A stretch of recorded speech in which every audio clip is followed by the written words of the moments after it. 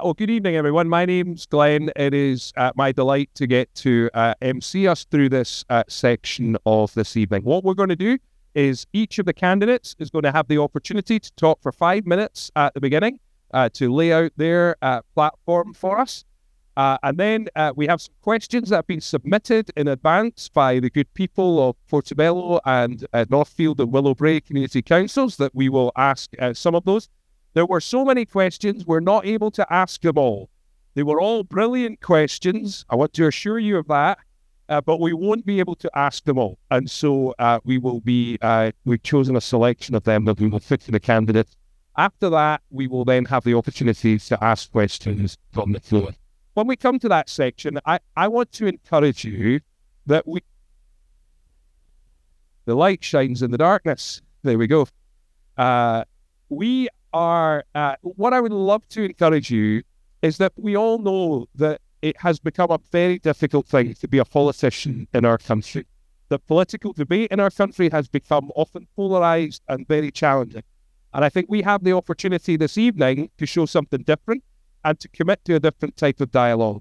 Let's ask difficult questions. Let's wait for good answers, but let us not devolve to personal attack or to putting something in someone's mouth that they haven't said. Can we agree to do that? So by your round of applause, I'm going to hold you to that. So if you choose to ask a question that I think is over the line, I will hold you to the fact that you said you weren't going to do that. Okay? We're all in agreement, and now I have all the power. Fabulous. Excellent. You're not here to hear from me. We are here to hear from these lovely people who have put themselves forward as candidates for our constituency. We have 6 here this evening. If you are observant, you will notice there will be 7 on the ballot. Our Reform candidate was not able to be with us this evening, and so he has sent a short note I said we would read out on his behalf. The snap election campaign has coincided with the imminent birth of my first child, so has not been ideal timing for me, although I suspect Rishi Sunak now feels the same way. Unfortunately, this has meant that I don't have as much time for campaigning as I would have liked, and I'm sorry I couldn't attend this evening. I thank you for the invitation and wish the best of luck to my fellow candidates. Hopefully our paths will cross in the not too distant future. So that's from our Reform candidate. I have asked, we're simply, our introductory messages are going to come from the left to the right. And so, first of all, from the Scottish National Party, I'd like to welcome Tommy Sheppard.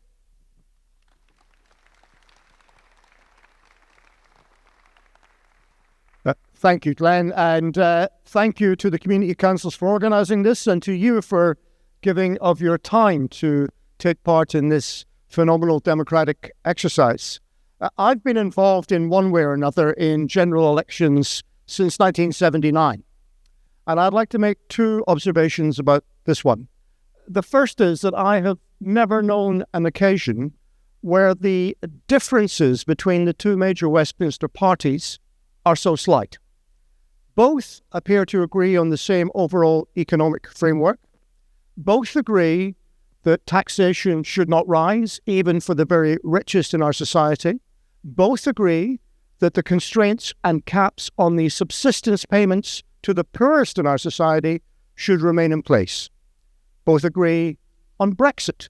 Both agree on nuclear rearmament. Both agree on a new expansion of nuclear power stations, and both have a very similar outlook in foreign policy. The second observation I'd make is that, in my experience, I have never known the outcome of the election to be so little in doubt.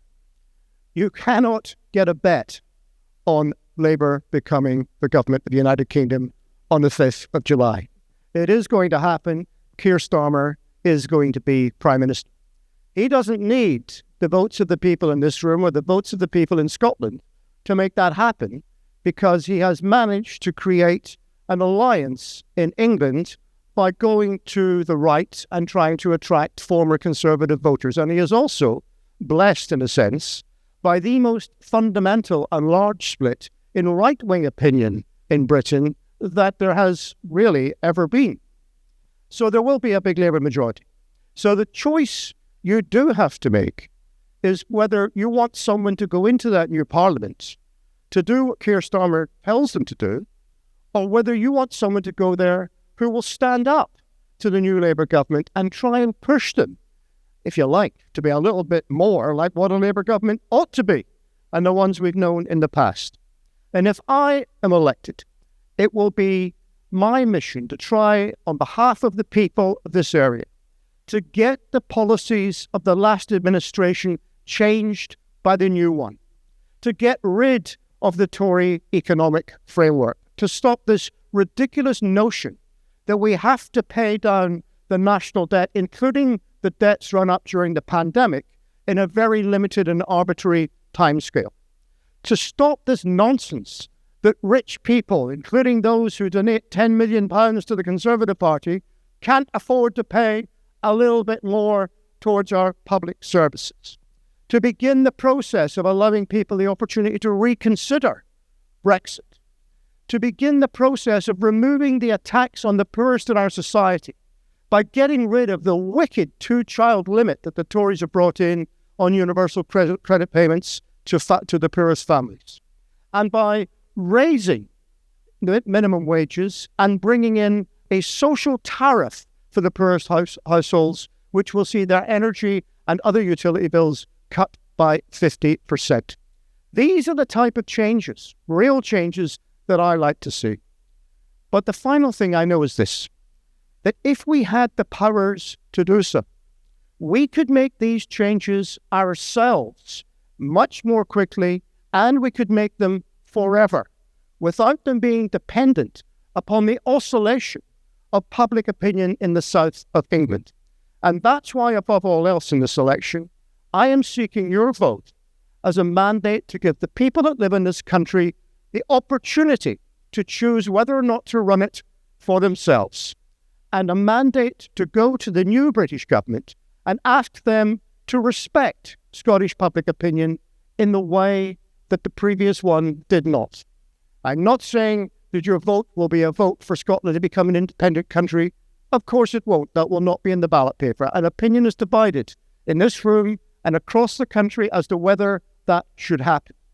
But it seems to me, as we've witnessed what has happened over the last 14 years of the Conservatives, and we witness the paucity of ambition that is before us in this election, the case for taking these powers to ourselves and building a new independent Scotland inside the European Union that is at ease with itself and looks out to the rest of the world to make links and make new partnerships. It seems to me that case is ever more compelling, and at the very least, we should have the choice.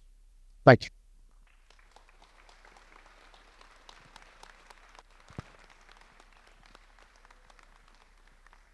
Thank you, Tommy. Thank you for sticking to your thing. I'd like to welcome now Jane Gould from Edinburgh People. Hello. Good evening, everybody. Thank you for being here. Now, probably most of you will not know who I am. And I'll just introduce myself because I am one of 5 candidates that's standing across Edinburgh in a brand new party called Edinburgh People. This is part of a larger initiative that we hope will get to the stage where there will be local people parties far and wide across the UK. So we only came into being very, very recently. And I mean, I'm talking about a matter of weeks. Again, this snap election was called. And so there was a call to arms for ordinary people, if you like, to step up to the plate and put their hat in the ring and stand up for what Edinburgh People is all about. So just to explain that, I'm not a political person. I'm not a great orator like Tommy here. I'm a mum of 2 children. I have a special place in my heart for Portobello as my parents met the open air pool here. And I'm coming from a point of view of, as I say, an ordinary person, a member of the public who has seen really all the nonsense that goes on in politics. So the idea that's different behind Edinburgh People is we have a slogan that says, never elect career politicians again, elect people. So that goes along the lines that we think there's a serious flaw in the political system, which is that career politicians, once they are elected, are beholden to their party, first and foremost. So that's their career, and they have to toe the party line. So whatever promises they might make to you tonight might be done in good faith. I think quite often when it comes down to it, and there's a vote and there's an issue, can they really represent the wishes and the needs of local people? Well, that's the question, isn't it? How often do we go back and look at the promises that were made, and do we hold these politicians to account? Well, the answer is we can't hold them to the account. There seems to be no process to hold them to account. I know I've had issues. I've written to my MP. I've written letters. I've taken part in surveys. I've gone on protests, and nothing seems to make any difference at all. So we came together with the idea that we would create a party where everybody joins and has a membership, and as a member, everybody has a vote. Everybody has a vote in an ongoing sense, not just at the start, but at regular intervals. You get to choose what are the priorities, what are the policies, who are the people representing you.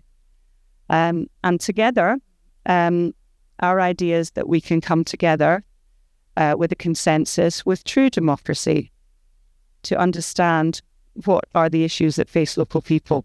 So the reason we're Edinburgh people is because we want to have that as our single issue for the party. So what we stand for is Edinburgh people.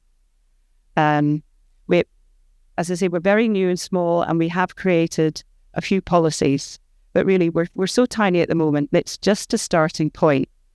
So we hope that this idea, as we've been speaking to people, and it does seem to be an idea that catches the imagination, and if people are not happy with the existing system, then this is a stand for ordinary people to make that protest, if you like, but also the chance that you will get to have your say and create something new. And I'm not really used to doing it. I've never done one of these before, and I wasn't expecting really to make a speech. But I think that's probably about what I want to say just now. And Thank you, Jane. thank you.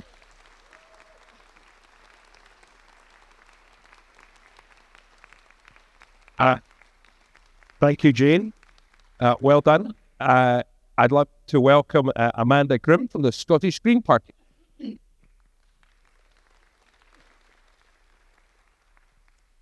Hi, everyone. Thank you. My name is Amanda Grimm. I'm the Scottish Greens candidate. I live in Musselburgh, just down the road. Before that, I lived in Edinburgh East and central parts of Edinburgh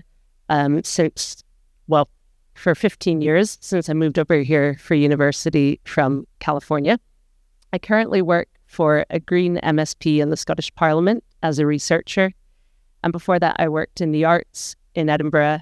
And my last role in that was for the Green Arts Initiative, where I represented arts organisations around the country and helped them reduce their carbon footprint and use their platform to bring about cultural change. So I'm standing in this election to give people here the chance to vote for a positive alternative to what's on offer from the bigger parties. You may know Rory Stewart, former MP and now famous podcast host. He said just yesterday that there's not so much as a cigarette paper between the Conservatives and Labour under Keir Starmer. He said that they're signed up to the same debt targets, the same tax targets, the same spending targets, and so the electorate is not really offered a choice. Well, the Scottish Greens are here to provide that choice. You may think, well, the SNP also offers an alternative. But are they proposing the kind of alternative policies that you really want? The SNP are good at spending more on welfare, as they should do, to mitigate the worst harms of our unfair economic system, which is driving up inequality. So we're seeing the wealthy doubling and tripling their wealth, while far too many people are really struggling in poverty. But they are not proposing more transformative economic change that would rebalance the economy and stop that harm in the first place. The Greens are proposing that change. We're thinking outside the neoliberal box. So we're calling for an extended windfall tax on oil and gas, a wealth tax on the richest 1% to raise over £70 billion to invest in public services like the NHS, education, an end to government subsidies for new oil and gas and for private arms companies. We want stronger environmental regulation on businesses and higher fines for things like dumping sewage into our seas. We want and we're bringing in rent controls in Scotland so people can actually afford a place to live. We've been longtime advocates of a universal basic income so people have some basic security and can fulfill their potential. And we would work to refocus the UK economy away from financialization and financial trading, which only consolidates wealth in the hands of fewer and fewer. And we'd encourage banks to instead lend to small and medium-sized businesses like those on the high street, which actually benefit the local community. The SNP are calling for more tax powers for Scotland, which are definitely needed, but they're not proposing to use those very differently. The economist Richard Murphy recently interviewed the three independent supporting parties for the National. He said that the Greens have a much stronger grasp on the role of tax as a social issue, a social lever. The SNP doesn't even support an extended windfall tax on oil and gas, which would help incentivize and fund a swifter transition to abundant, clean, green, low-cost, renewable energy. The Greens have the most ambitious, bold, and urgent plan for a Green New Deal and a transition to 100% renewables. And we are 100% committed to making that a just transition for workers, but we need the government to lead on that now. But the SNP are now saying that they don't even necessarily oppose all new oil and gas licenses, and scientists are clear that that is incompatible with tackling the climate emergency. So is that the kind of alternative policies that people want? If you want greener, more progressive, more compassionate policies from Westminster, there is only one choice. It's the Scottish Greens. The Greens are standing to influence the next UK government and the next elected MP here in this seat. If enough people vote Green, it sends a strong message to Westminster that people do want those greener, more progressive, more compassionate policies. If we don't vote for what we really want, how will we ever get it? Otherwise, we'll just get more of the same. So if you want the next UK government to bring about positive change for people and planet, then I'd encourage you to consider voting for Scottish Greens. Thank you very much.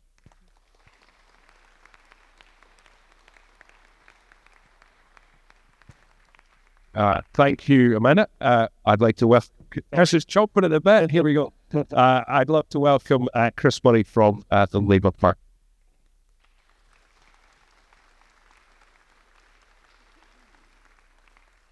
Hello, hi everyone. My name's Chris Murray. I'm the Labour candidate in this election, and thank you very much for having me.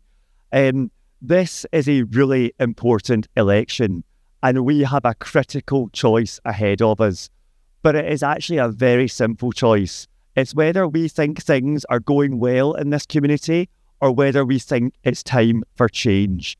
Now, I would argue this is a once-in-a-generation chance for change that we cannot afford to miss, because it's been 14 years of a chaotic Tory government. The cost of living is crippling families in this community, especially the most vulnerable, but even the quite affluent families. People are waiting and waiting lists for treatment, in pain and getting sicker, and we need to help them. And despite all our warm words and good talk on climate change, we are not delivering anything concrete. So after 14 years of the Tories and 17 of the SNP, where they're churning through First Ministers and Prime Ministers, where they're beset by scandal, and where they're failing to deliver on their promises, we have to ask ourselves, is this the best we can get, or is it time for change? Because I would argue that this is a brilliant place with a lot going for it, and I absolutely love living here, but there are serious challenges here. And I want to tell you what I would do as your MP to address those. So first of all, on the cost of living crisis, a Labour government will deliver economic stability. Stability itself would be a kind of change after the Tories. We will bring in a new deal for working people that will help put money in the pockets of families who are struggling through ending fire and rehire, ending 0 hours contracts and giving rights from day one. We will get bills down and we won't raise taxes on working people who are already struggling. On the NHS, by closing the tax loopholes on non-DOMs who can afford to pay for it, we will create 160,000 new appointments in Scotland. That will help the people in this community waiting for hospital care. And on climate change, we will create GB Energy, headquartered here in Scotland, that will accelerate the push to net zero. And we will do that by a windfall tax on oil and gas companies. Again, the people who can pay for this, not working people. The point about this is realistic. We can deliver it. This isn't about influencing. This is about something we can do from the 5th of July. But also, I think there's a wider point here that I want to make. We need to make sure our voice is heard. Under the Tories, this community has been ignored, and the challenges we face have not been addressed. Let me remedy that for this community.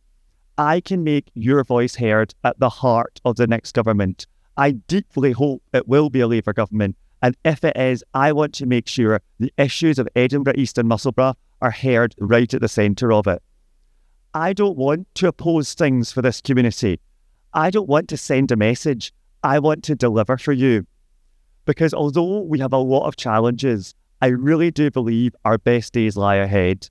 This city has got so much going for it, but there is so much holding it back. People cannot pay their bills. There is sewage washing up on the beach. People are waiting in pain for hospital care. This is the kind of stuff politics should be fixing. Now, people have lost faith in politics in recent years, and I understand why, because they've had too many promises that haven't been delivered. But don't let anybody tell you your vote doesn't matter. After 14 years, things are not working for this community. This is our one chance to change things. Step number one is getting the Tories out because they have been disastrous for this community. And step number two is getting our voice heard at the heart of government and delivering on the things this community needs, not just talking about them. So that is why I'm asking you to vote Labour on the 4th of July. Thank you.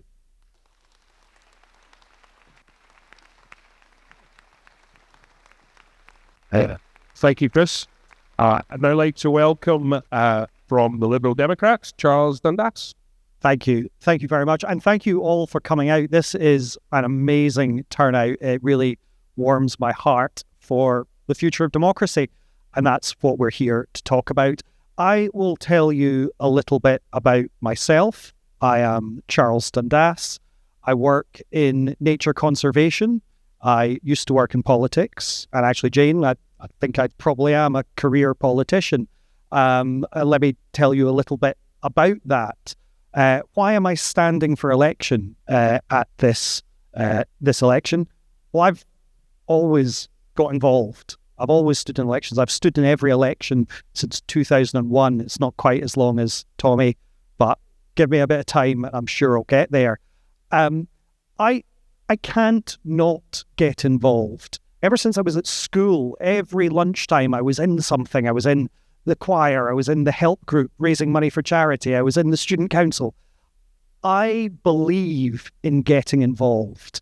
I think you believe in getting involved, which is why you're here, because you want to engage in the electoral process, you want to vote intelligently, and you want the best representative you possibly can have out of this election. There are times when us, as politicians, despair about the future of democracy. The electorate, they keep voting for the wrong people. They never vote Lib Dem. But I look out at this crowd today and I see people that want to engage with this process. And when you ask your questions later on, we will really be put through our paces as candidates to make sure we have answers for you. I maybe actually challenge you to listen out to those answers. I want to know if any of those candidates before you tonight are going to say, I don't actually know the answer to that question, or, oh, I'm not sure about that. Or are you going to get absolute, definite, cast iron facts straight from their party press releases? Because I think Jane is here because people are not happy with politics. People don't feel represented by politics. And as someone who has been in politics for a long time, I can sort of see why. I was a councillor in the City of Edinburgh Council a few years ago, and I spent 80% of my time just phoning up internal council departments trying to make things work the way they should do. My bin wasn't collected, this pothole hasn't been fixed. I ended up being the grease in the wheels of democracy that made them run smoothly. And it didn't feel like it was the right sort of function for a politician. We should be thinking about the big picture. We should be thinking about the people of Edinburgh. Instead, we're essentially your representative trying to make the council operate the way that it should be operating. That's why I see politics as not really working. I understand why people don't want to vote for politicians. What happens if you love independence but you hate Tommy Sheppard? Who do you vote for? Equally the other way around. You could love Tommy Sheppard and hate independence. We could do a straw poll. No, let's not. That's next week. There are problems in the way we do our democracy, the way we do politics, and that is sort of my personal mission to try and change that. By day, I work in nature conservation. I feel that I make a difference by planting trees and transforming degraded landscapes, bringing them back to a sort of ecological health, trying to undo the damage done by centuries of humanity trying to tame a process. I would like to do the same thing with politics and democracy because I feel what we have before us, this opportunity to cast one cross every 5 years as your only say in the way our country is run, doesn't feel right. But I am a party candidate and I'm here standing on a Lib Dem platform. Luckily, that is the platform that I personally believe in the most. There are things in the Lib Dem manifesto that I really want to see happen. I want to see the UK get back into the common market. I want to see that negative effect of Brexit starting to be undone. I want to see the relationship between the UK government and the Scottish government working more smoothly with respect and cooperation. I want to see decisions being made at the right level, from the council level to the Scottish Parliament, to Westminster, to Europe. I want to see mental health being treated as equally as physical health in our health service. These are just a few things from the Lib Dem manifesto, but we'll get into the details of policy later on.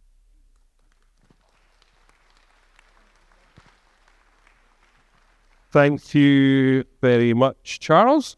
And finally, for our opening statements from the Conservative Party, I'd like to welcome Marie-Clair MUNRO.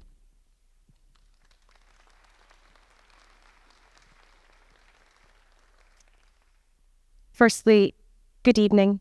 Thank you very much for coming along. It's lovely weather. I'm sure you'd be much rather be on the beach down in Portobello. It's quite ironic that we're here this evening because the last time I was actually here was 1979 doing a dance show on this very stage. So it shows my dancing skills were not that great considering I'm here now. I want to tell you a little bit about me.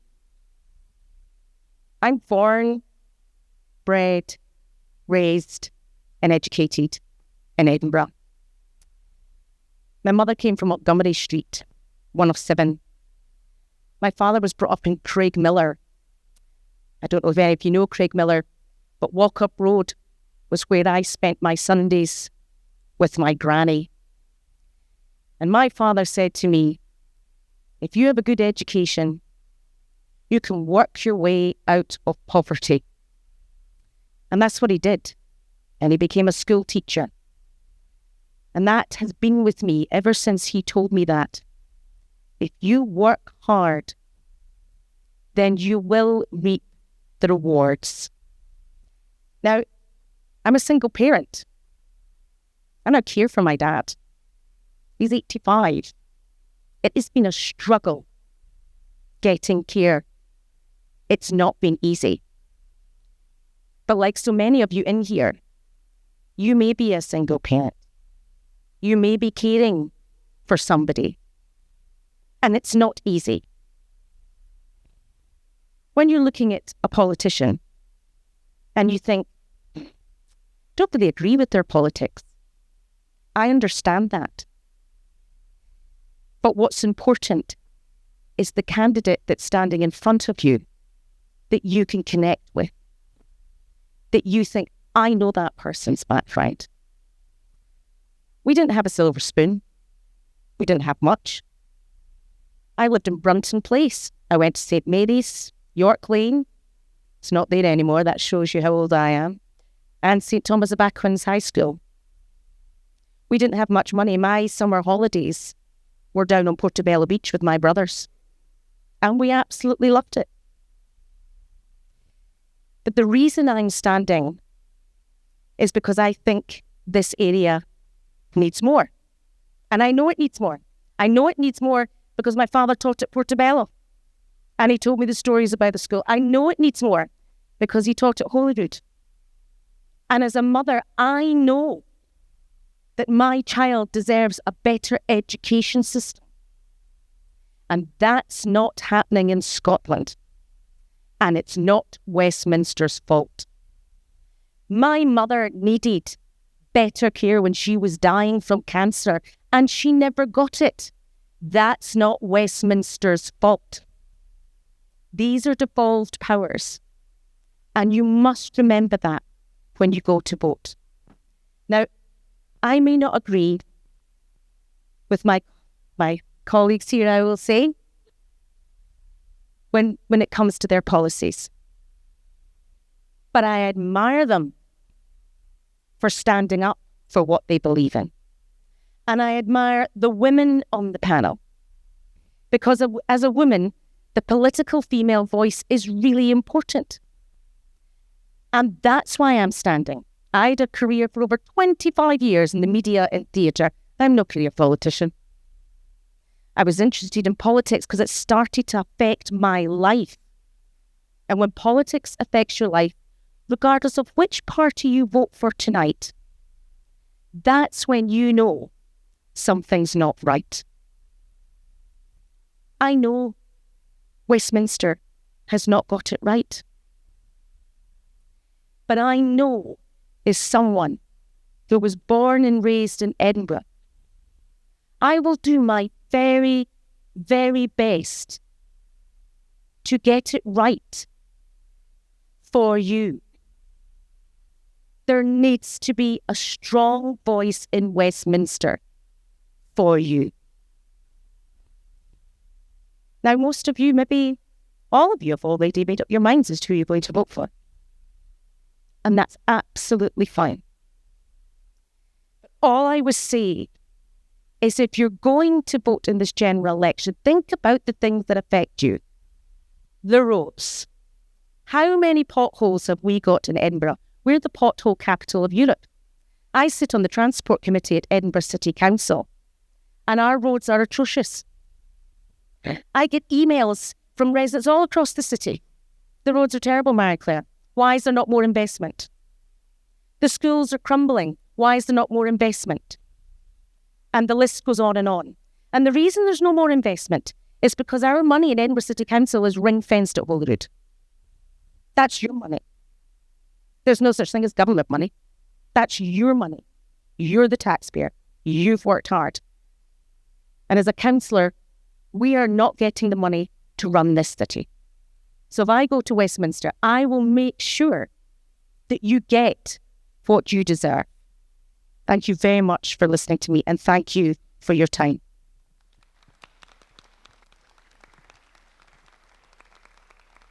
Excellent. Well, thank you all very much. Thank you for sticking to time. I mean, that's a great start, isn't it? They all stuck to time. So thank you very much for that. And thank you for laying out your positions and where you're starting from. We're going to move into our next section, where we're going to ask some questions. What's going to happen here is you each get a minute to answer. I will change about who is going to answer first, and you will all get the opportunity to respond to each of them.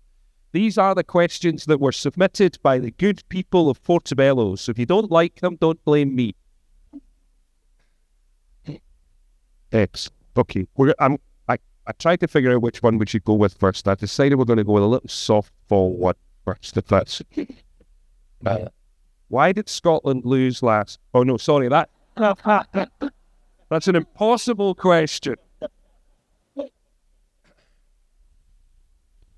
I thought this was an interesting question for us to start.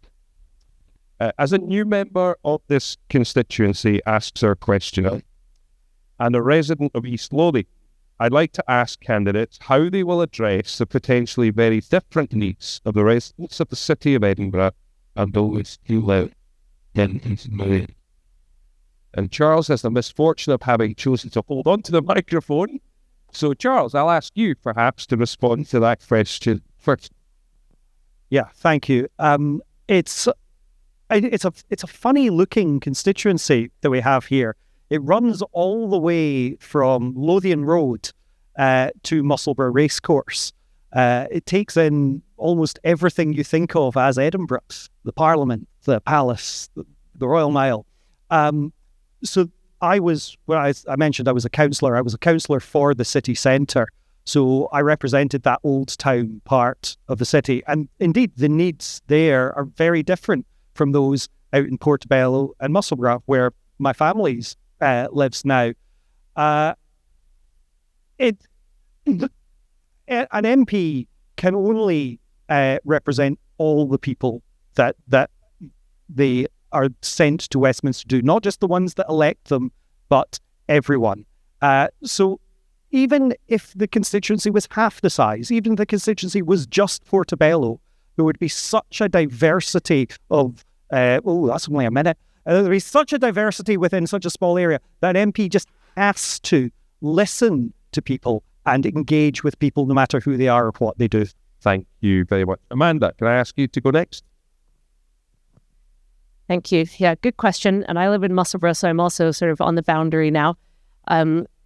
In Parliament, working for the MSP, I've just been working on the Agriculture and Rural Communities Bill, so I do know quite a lot about rural areas where there's a lot of agriculture, as there is in East Lothian, and we were pushing for more support for farmers to farm in line with climate and nature and to produce our food in more sustainable ways, and that benefits not just farmers, but all of us, because we all benefit from that food and stable climate and restored wildlife. But other issues in Musselburgh and Edinburgh aren't that different. People are struggling with the cost of living crisis. They're living in cold, drafty homes. They need more support with energy bills and the price of food and dealing with sewage and flooding. So I'm familiar with all of those issues. And a lot of it comes back to being able to raise revenue in the ways I talked about before to support people with the cost of living and public services. Do I still have time? Yeah. And to crack down on the sewage spills and, make companies who are producing all the plastic, which ends up as litter, bear a bit more of that responsibility. So paying more for council services for waste disposal and recycling and litter picks, that's what we'd like to see, and that benefits all of us, no matter which side of the former boundary you live on. Thanks. Excellent. Thank you very much. Just for clarity of the candidates, Leo will blow the whistle at the end of your minute, so just wrap up there. It's like our Argentinian referee in the corner. He's not giving any penalties tonight or last night. Excellent. That was bad, wasn't it? Sorry. Chris, could I have you go next? Thank you. So I think there's one element where there's some big issues common across the whole constituency. This is an election for a UK government. The economy is really, really important. And whether it's people in poverty in some areas or whether it's, the city centre with the cultural sector, the economy is absolutely critical. And when you think about it, we've had really low growth, really poor public services and really high taxes. All parts of the constituency are affected by that. So I think a Labour government can make big change for all parts. But also, as I find throughout this campaign, speaking to literally tens of thousands of people, there are some real local issues that I, as an MP, would really want to take up. There's issues in Musselburgh about the flood protection scheme, about GP services. In this part of the community, there's a huge issue around untreated human sewage being pumped into the water and not even monitored. When you get into the city centre, there's issues around cultural venues closing. I think this community could really use an MP who would stand up for those local issues. Okay, there we go, done. Oh, there we go. You can finish your sentence. We'll let you finish your sentence. Thank you, Chris. Jane. Thank you very much. Well, I would like to go back to basics on this whole thing and say, okay, who designs the actual area? Who decided? Because it is a very strange layout. And again, being all new to this, I'm saying, that area goes all the way, from the old town, and it goes all the way out, Portobello and Musselburgh. So because our policy would be to go to people and say, what are your priorities? What do you want us to tackle? And if those are radically different, then we either have to prioritize those, or we have to say, well, does it make sense to split this up? Why do we have representation across this area? Can we go back? Can we redesign this if it makes sense to do so? So we are allowing ourselves the opportunity to ask all these questions. I think what happens a lot of the time is that people kind of just want to throw money or things at problems without really looking at why the problems are arising in the first place.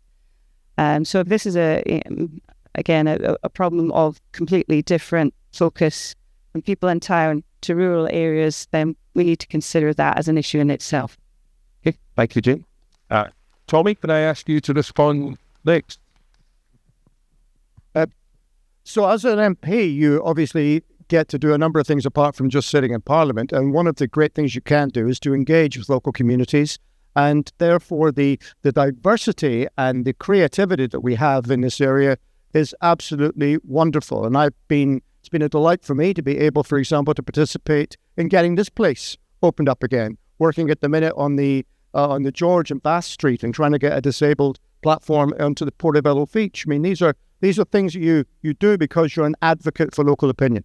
In terms of different areas being different, I don't think it's a problem unless they were in conflict with each other, and I don't think they are, because I think there are overarching policies that would be good for everybody. It is good for everybody to get rid of poverty, not just poor people.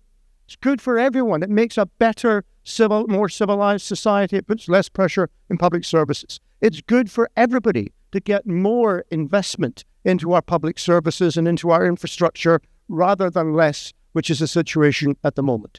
And we have had severe cuts now, not just in our revenue spending, but also in our capital spending. That's the money we need back to fix all the things that need fixed. Thank you, Tommy. And finally, Marie-Clair, if you want to respond to that. Chris, here comes the mic.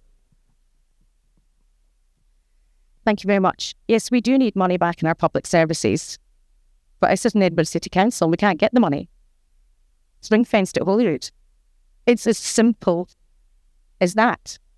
So we're talking about investing and the cost of living crisis. Yes, that happens and that's going on right now. So our hands are tied. We can't do anything about it because it's all ring-fenced. Now, we're talking about this area in particular. So I'm going to go on to a topic that I have been inundated with, which is the closure of Brunston. Does anybody live around there in the Collinsteins? I cannot open my inbox without numerous residents saying, nobody listens. We don't want this, nobody listens. Traffic's been dispersed elsewhere, nobody listens. There's been petitions. It's been up at the Transport Committee. There have been deputation, nobody listens. I've been banging my head of a brick wall saying you have all these residents not wanting this. That's just one issue. It's all about listening. And I think that's very important in politics. Thank you. Thank you all for your answer to that question. That was a softball to get you used to just how short a minute is as we come to these slightly larger questions, shall we say.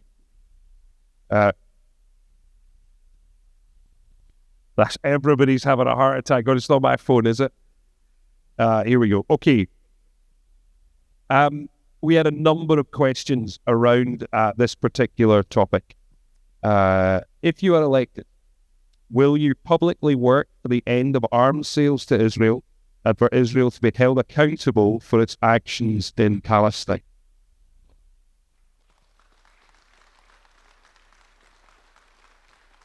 Chris, can I? Yeah, I'll get Chris to go first. But hang on. So I want to say, first of all, like, as someone who used to work for Save the Children and has been to the refugee camps in Ramallah, what we're seeing in Gaza is utterly awful and terrible, and it's just heartbreaking to think what's happening to people there. There has to be an immediate ceasefire. It has to be lasting.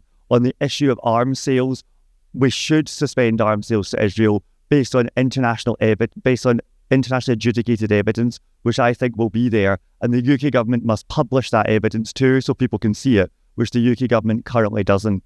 On the international rule of law is utterly critical here. We have to have ICC rulings upheld and ICC warrants upheld and ICJ judgments upheld. That's really critical. My main concern is the risk of regional escalation, which I think helps nobody.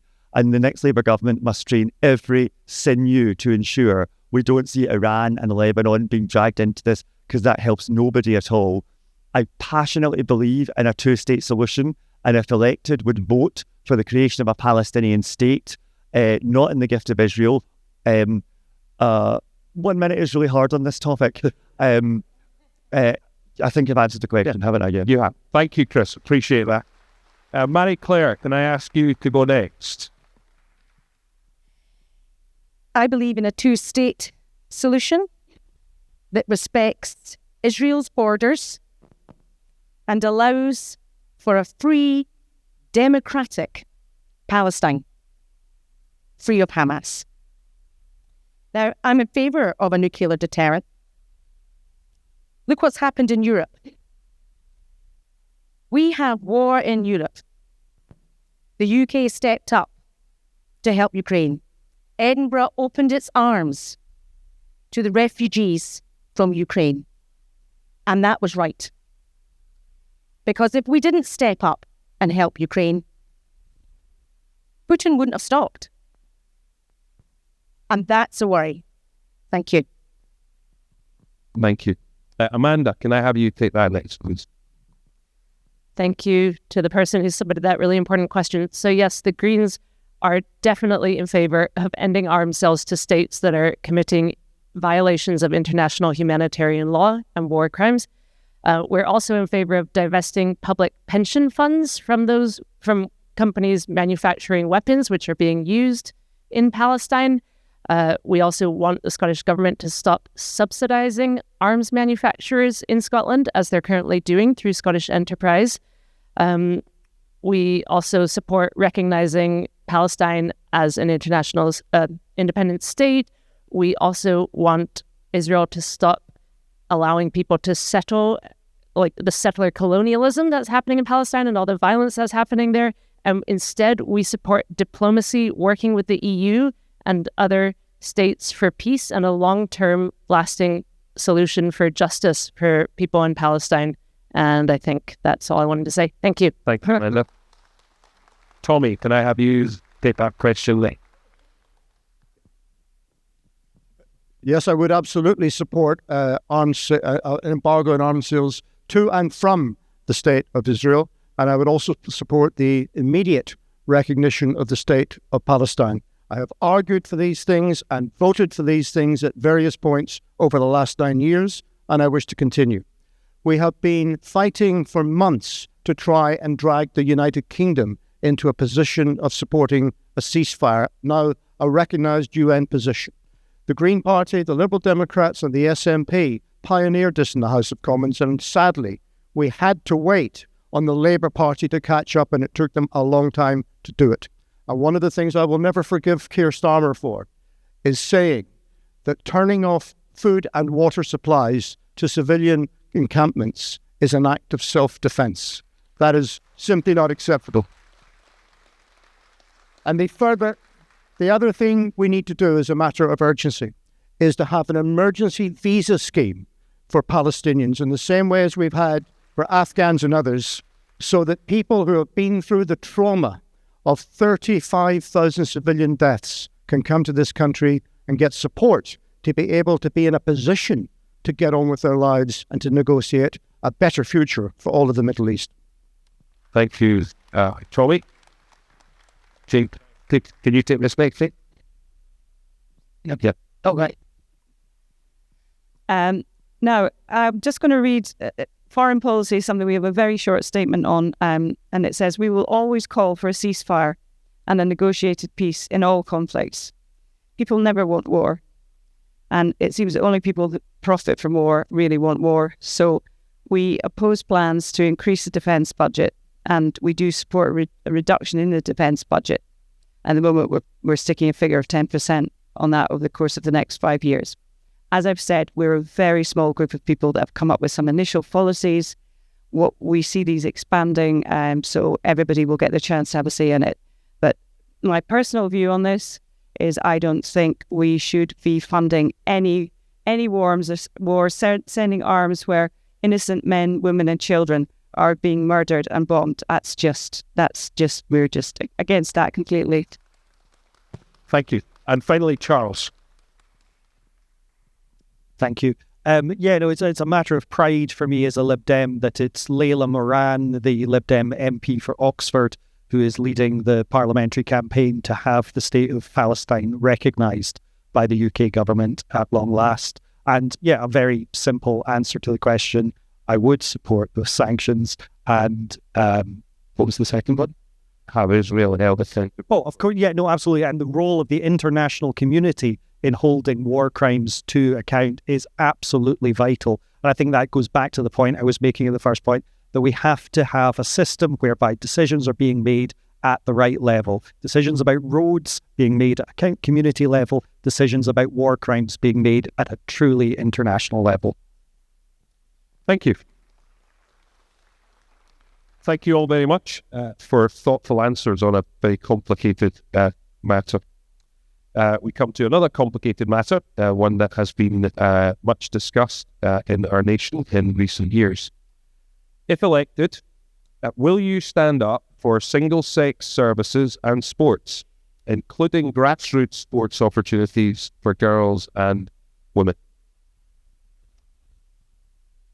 Chris, can I ask you to take that? No, I asked you to take that first last time. I apologise. Amanda, can I ask you to take that question first? Here. Hi, everyone. So the Scottish Greens will always stand up for the most vulnerable people in our society. Now, that includes trans people. They're a real minority in our society. It also includes women and girls. And as the feminist charity Engender has said, they do not see the rights of trans people and women in opposition. Rather, they are fundamentally intertwined, and we need to break down sort of systemic oppression from the patriarchy and focus on turning the scrutiny on predatory men, not trans women, not women. We need to make men take some responsibility.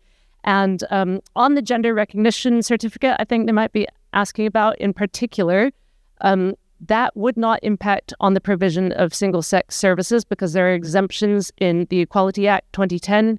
So in appropriate circumstances, you can still have those single-sex services. And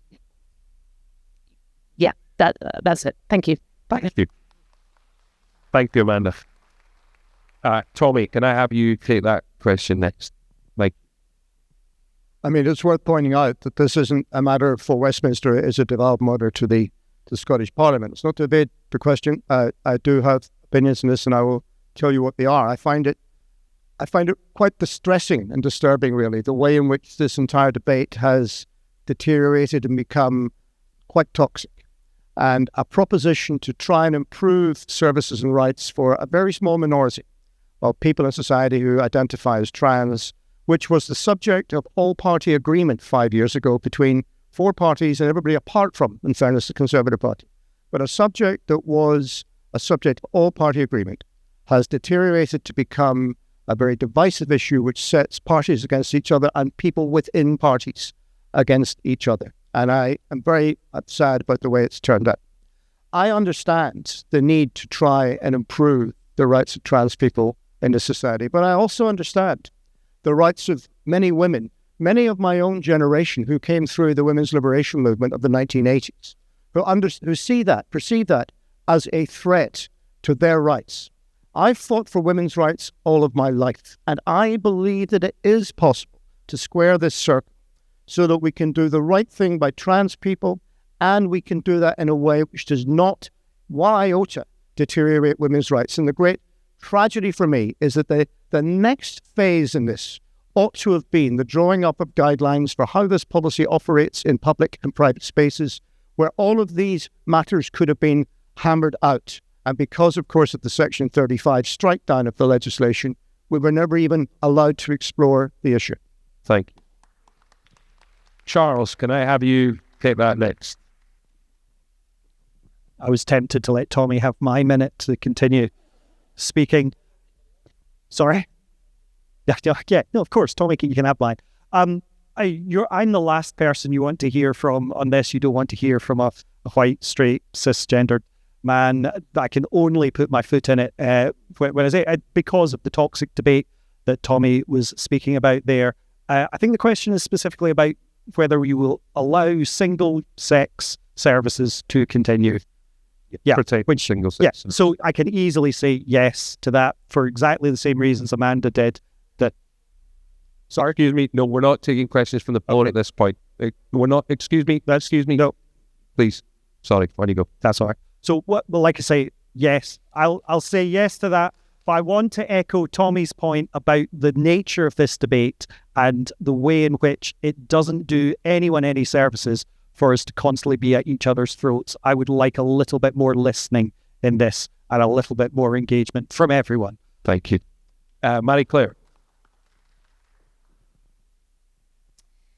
I believe in protecting spaces for women, and I believe it's important when it comes to sport that these young girls who are in our schools just now, who want to have a career in athletics or swimming, can do it in a category of women. Now, that's not me saying I don't understand people who are trans. Not what I'm saying. I think it must be extremely difficult considering the toxicity that's going on. But I also think it's very important that women are heard. I work with Rachel Hamilton in the Scottish Parliament as one of her advisors, and she worked on the Gender Recognition Reform Bill, and it was flawed. There was gaps. It was flawed. And that's why Alistair Jack triggered Section 35. There are predatory individuals who would use access to girls' and women's spaces. That's not trans, that's predatory individuals I'm talking about. And that's where the confusion, I think, has come. I have the greatest respect for everybody, regardless of their gender or how they identify. But I believe we need to protect women and girls' spaces. Thank you. So obviously this is a very sensitive topic, and I think it's really important we handle it respectfully. The fight for women's rights has been very hard won, and it's very important we protect those and don't shout people down when they ask questions about it. I worked for Harriet Harman when she passed the Equality Act, and there were discussions at the time around how you reconcile the right of people who are trans with women who want single-sex spaces. The Equality Act does contain provision to do that. I'm confident we can protect women's single-sex spaces while also recognising trans people have rights and need to be free from discrimination. I'm gay myself, and I remember during Section 28, I remember the time when I couldn't get married, how difficult it was to feel society turned against you. My concern is that trans people and other, LGBT people are experiencing transphobia and homophobia too. It is possible to reconcile these things It's possible to come through it as a society. And I think it's most important that we have this debate respectfully, without shouting each other's down, and listening to each other to actually get the concrete policy changes that we want. Thank you. Jade.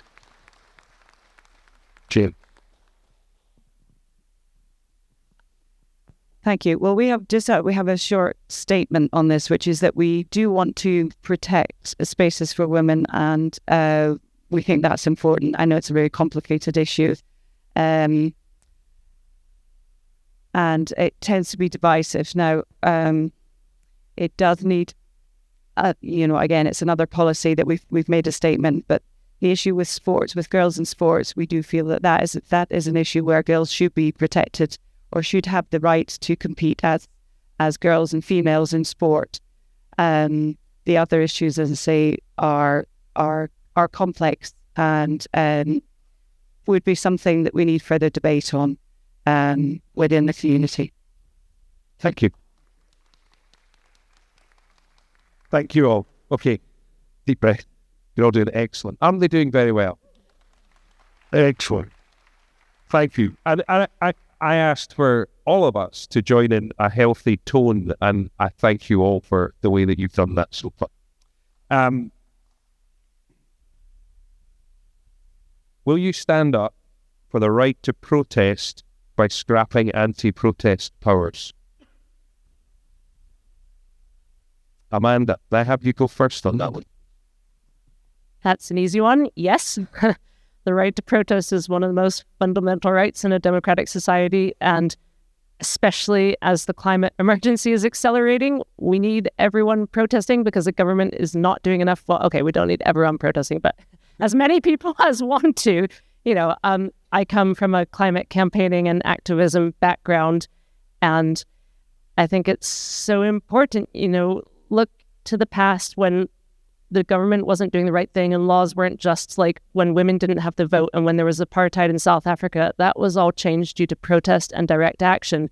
And no one would now say that those protesters did the wrong thing.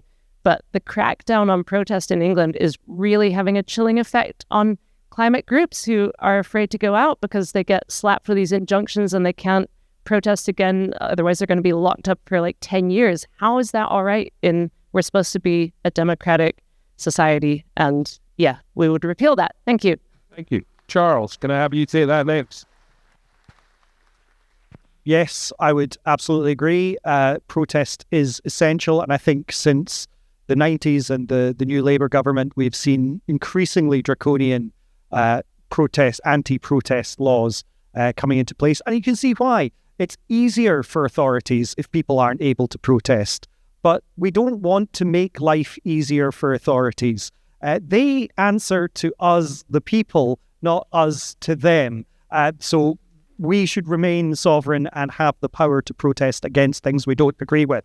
Brilliant. Thank you. Jane, can I have you take that next, Jane? Yes, thank you.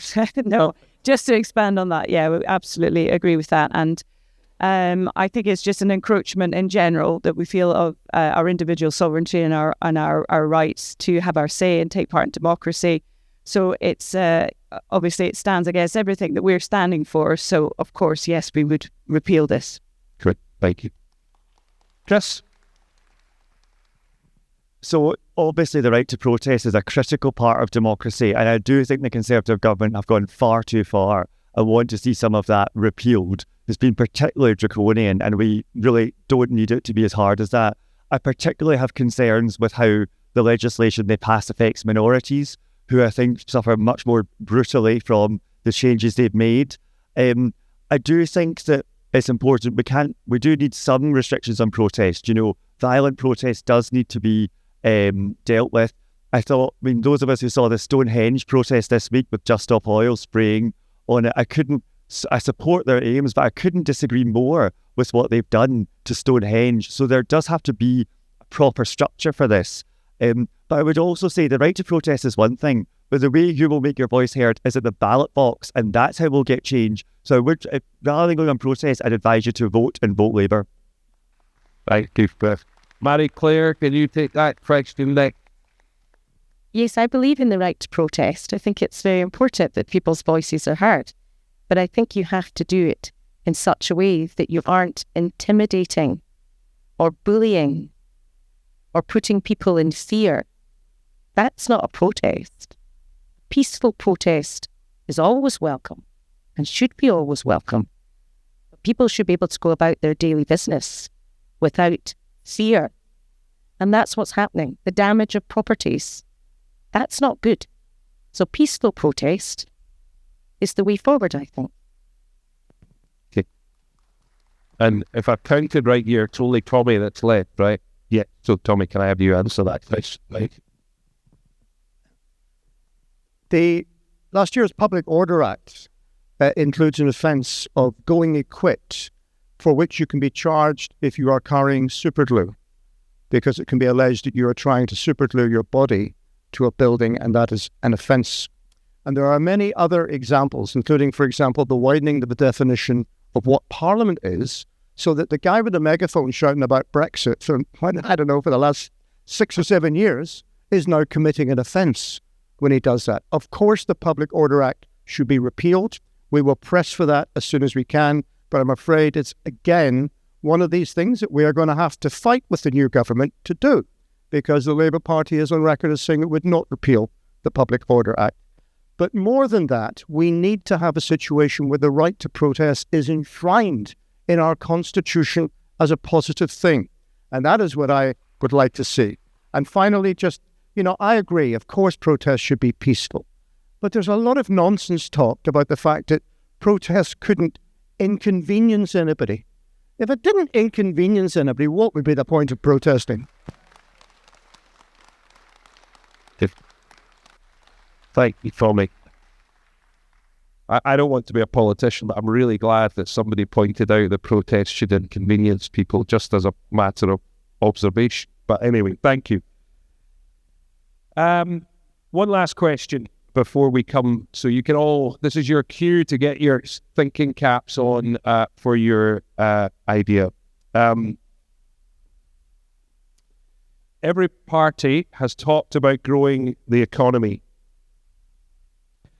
The OBR this week has stated that there is a 4% cost to the economy of being outside the common market. How will your party find growth in the economy? Sorry. Charles, can you take that next? It's just the last. How will your party find growth in the economy? Right. Well, I mean, part of the answer is in the question there, by re-entering the common market. Thank you. Yes, please. Let's have some love for going back into the EU. There's so many factors that came together to create the terrible economic circumstances we're in. There was COVID, there was leaving the EU, there was Liz Truss. But between them, it has been a perfect storm. What we need in terms of economic growth is a little stability, and a change of government will certainly provide that.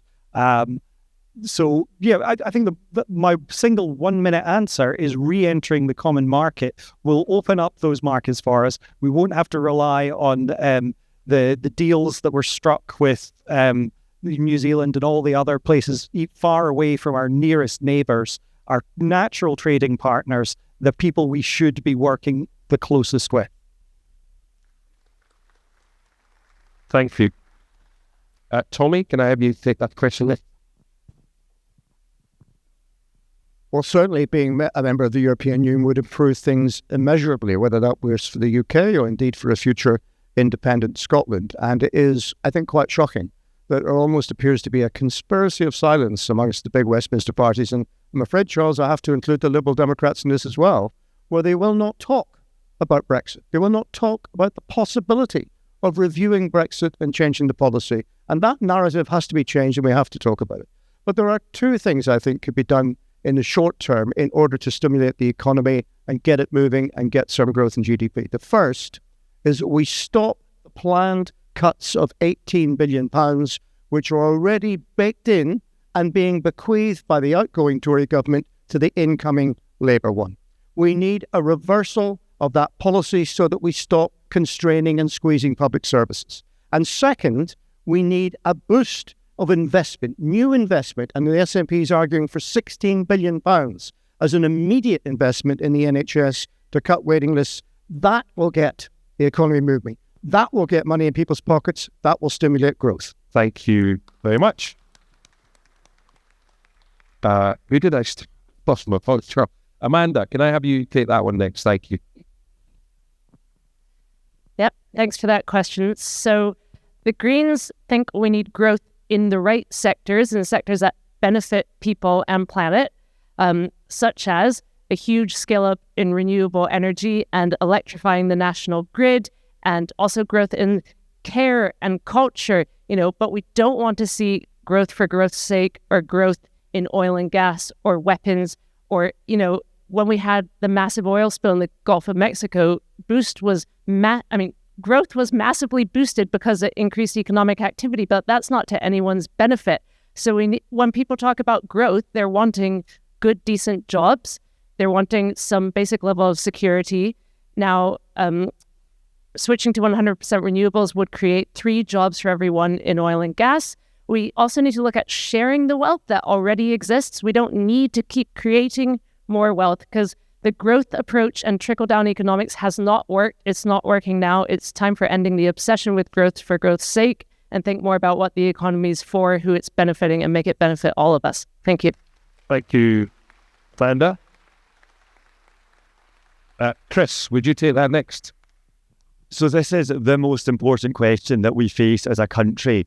I mean, a big part of how we get growth is stability. Liz Truss said the cost of public sector borrowing up 4 times. Stability would make a massive difference. Another point is about investment. A Labour government has said we will borrow to invest, and if we can get interest rates down through stability, that creates huge opportunities. We also need to help people participate in the economy, and the Scottish Government has really failed in a lot of this. So that's about helping people who are sick get back to work by giving them the treatment they need. It's about giving people skills to participate in the economy. We've massively cut FE colleges over here in the last couple of years. The education's struggling. That would make a massive difference. There are also, especially for this community, huge opportunities in the transition to net zero and green growth. We want to transition to net zero, but we buy in all of the wind turbines from overseas. We should be making those here. Now, the argument that I've got to you is this is not a hypothetical discussion on, who do you want to lobby to say something? Only Labour can actually deliver this in this election unless we want to stick with the Tories' failed economic model. And if you have a Labour MP, I will be fighting for as much of that to be participated in by Edinburgh East and Musselburgh. Thank you, Chris. Marie-Clair, can I have you take that question, please? Thank you very much. The cost of living crisis is a global cost of living crisis. It's not just in Scotland, and it affects so many people. We as the Conservatives, we believe in keeping inflation low so that interest rates can be brought down. And the gentleman in the third row with the glasses and the black top disagrees. That's absolutely fine, sir, and that's what this is about. So I welcome your little heckle. It's a bit like being at a fringe show. But we have to protect the most vulnerable in society. Also, remember business rates. So you're a business owner. There's any business owners here? Business owners in Scotland, they're not doing well. You get better business rates south of the border. If you're struggling and all the shops along the high street in Portobello and down in Musselburgh, you're not getting the same business relief rates down in England. How can we grow businesses? We have to have entrepreneurs in this country. And also the Conservatives, with regards to national insurance, we want to cut national insurance. That's a whistle. Thank you. And finally, Jane. Thank you. Yes, obviously the economy is a hugely important issue. And as I'm sounding a bit like a broken record here, we're very, very new, but we did come up with an idea about supporting local businesses. Because in order to grow the economy, I think it has to start from the ground up. It has to start in our local area, and it has to start with the local businesses.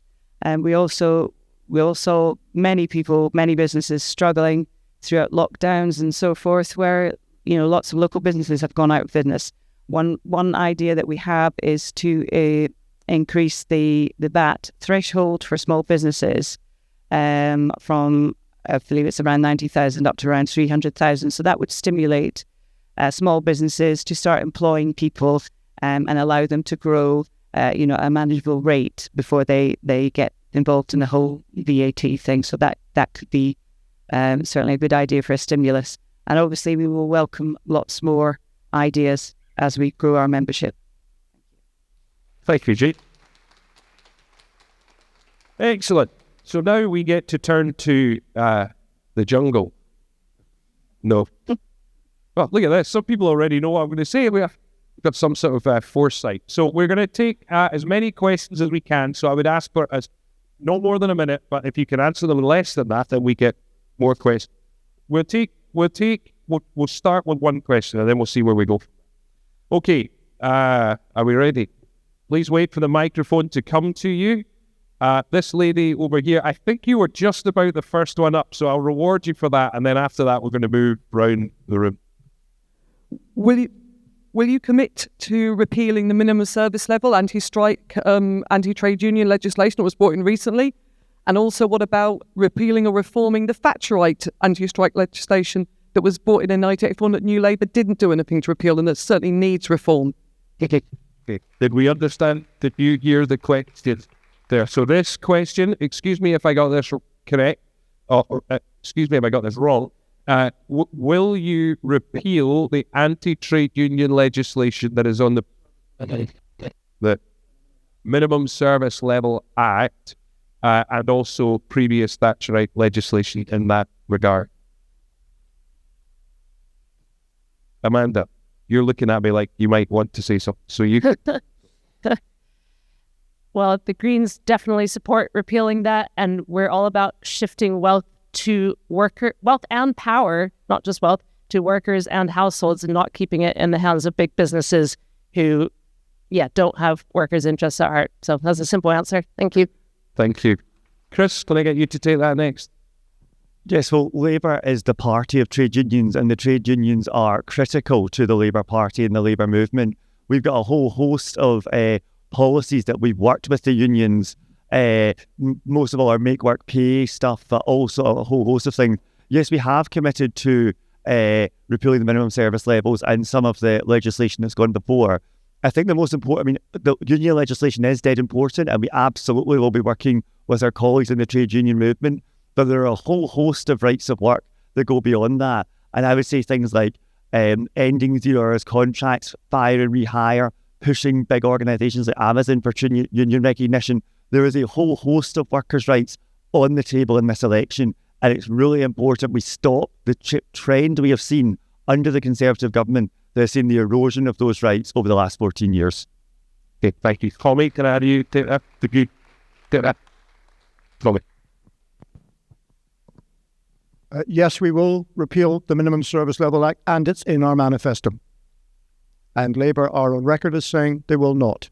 So again, it's one of these things that we're going to have to push the new government to behave a little bit more like a Labour government than Keir Starmer wants it to do. And also we are going to have to make sure that we have a positive approach to this so that rights at work are enshrined as a positive right in this society. And finally, I think this whole area should have been devolved long ago to Scotland so that here we can make our own decisions about employment rights and how people are treated at work. Thank you. Jane, do you want to? Yeah, certainly. Well, repealing this act certainly fits with something that's in our ethos. Again, I can't speak for the party, but personally, it does sound like it's something that we would want to do. Always stand up for people's sovereignty, for people's rights, and particularly against the growing corporatization and shift of power that's going to large organisations. I think as a core principle, we are standing against that. Okay, thank you. Charles? Thank you. I don't have my party briefing on trade union reform, so I'm going to have to say I don't know. But I can speak personally and say that I value the role of trade unions society. I belong to a trade union. In fact, my first political memory is going on a march along Princes Street with my parents against those Thatcherite laws. So it would seem, and I believe that trade unions represent the form of democracy and engagement with the wider world and your workplace that we need to see more of for both communities and in the wider world. So maybe. Thank you. Marie-Clair. As I said, the daughter of a teacher, I know how important trade unions are, but my party pretty clear, and no, they wouldn't be doing it. Thank you for your honesty. Okay, we're gonna shift it slightly. We're gonna take 2 questions at a time. Okay, and then you still only have a minute, not 2 minutes. Still only have a minute, but we will allow you to choose if you only want to answer one of the questions. Okay, but that has a risk in it for you as well. So we're upping the ante here. Okay. I'm going to take one from this side and one from this side. So we'll take this lady in the middle here, and then we'll take this gentleman with the hat on over here. No, here, yeah, there we go. How would your party improve and reform the immigration and asylum system? Okay, thank you. And then this gentleman with the hat on over here. Hi, yeah, I've been a nurse in the NHS for 30 years. The biggest threat I can see is the encroaching privatisation of the NHS, so the NHS will no longer be a service that is for everybody, but has to go through private companies. What's your view on that, please? Okay, so each of you have a minute to tell us about immigration and the NHS and privatisation. So this is on us now to be fair and recognise that this is an impossible ask, okay? So we've got to be fair to the candidates in this, but we would like you to Charles, you... Okay. Well, it wouldn't be difficult to make immigration more bad than it currently is. So the very first thing you need to do is get rid of the Conservatives' what they call it, atmosphere of intimidation that prevents the lifeblood of immigration filling our country with the people we actually need to fill it, to provide the services and be part of our community. Our country needs to be welcoming. As for the NHS, yes, there's a huge false economy in bringing in privatised staff members. I'm very privileged. My sister works in the NHS. She would like to have been here tonight, but she wasn't able to be here because the organisation is not fit for purpose, because it's been run down for years by successive governments. So, yeah, it's a false economy. We should be investing in our NHS. And as I said at the start, if we invest in some preventative mental health funding, then we could absolutely cut some of that physical burden on the NHS, because so many of the problems find their origin there. Thank you. Chris? So on immigration, I've spent the past 15 years of my life working on immigration policy, and I've watched it get steadily worse and worse and worse under the Conservatives. That's partly why I'm standing for election now. We are really clear on what we would do. So first of all, we'd scrap this awful Rwanda policy, which is really brutal and is never going to work. We will also clear the backlog of asylum cases where there's hundreds of thousands of people languishing where they don't want to be, but also costing us billions. And the visa fees have gone completely unbelievable. We cut those down, and we get sensible policies. We need immigration policies that work for immigrants. They are people living their lives. They have to work for businesses in the economy, and they have to command public trust, and we'd focus on all three of those. On privatisation in the NHS, Labour is utterly opposed to privatisation in the NHS. We're the party of the NHS, and we will not have privatisation. Where there is need for private providers to clear the backlog on a short-term basis, or, for example, buying equipment from the private sector and things like that, that's where we would do it. But I have to say to you, in Scotland currently, 40% of hip and knee operations take place in the private sector. That's because people cannot wait on these waiting lists. They're mortgaging their houses and using their savings.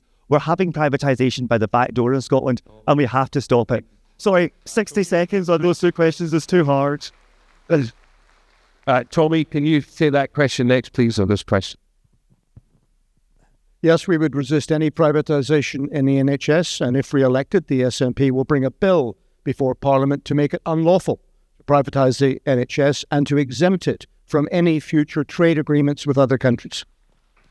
Secondly, on immigration, there are a number of things we should do. First of all, change the narrative. Immigration is a good thing. We benefit from it, and without it, our country's population would be in decline. We need to have, if you want to stop the boats, the way you do it is by having safe, legal, secure schemes where people can come to this country.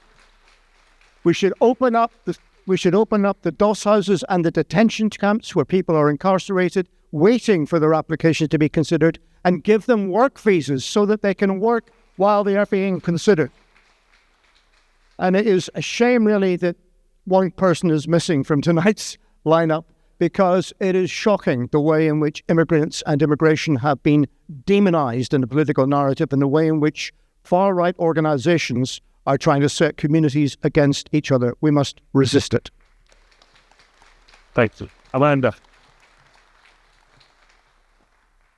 Well, Tommy basically said everything I was going to say there, but yes, the Greens also really want asylum seekers to be allowed to stay and work while their claims are being processed. We want to welcome people here through safe routes, not just because we need people to work here in Scotland, because we recognise that having people with different cultural backgrounds and experiences benefits and enriches all of our lives, and we want to make them welcome.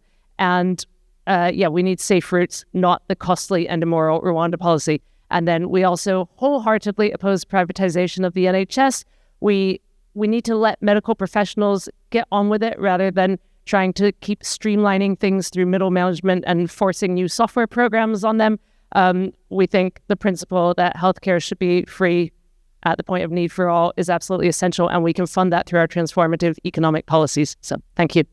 Thank you. Jane, would you take that? And then Marie-Clair. Yeah, we also are standing for stopping the privatisation and reversing any privatisation that's taken part in the NHS.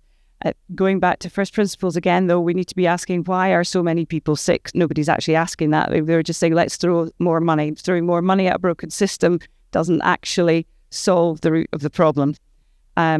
So we'd like to look at other ways of enhancing NHS services. Perhaps if there are some alternative services and other healthcare that people can look at as well, rather than a predominantly drug-based system.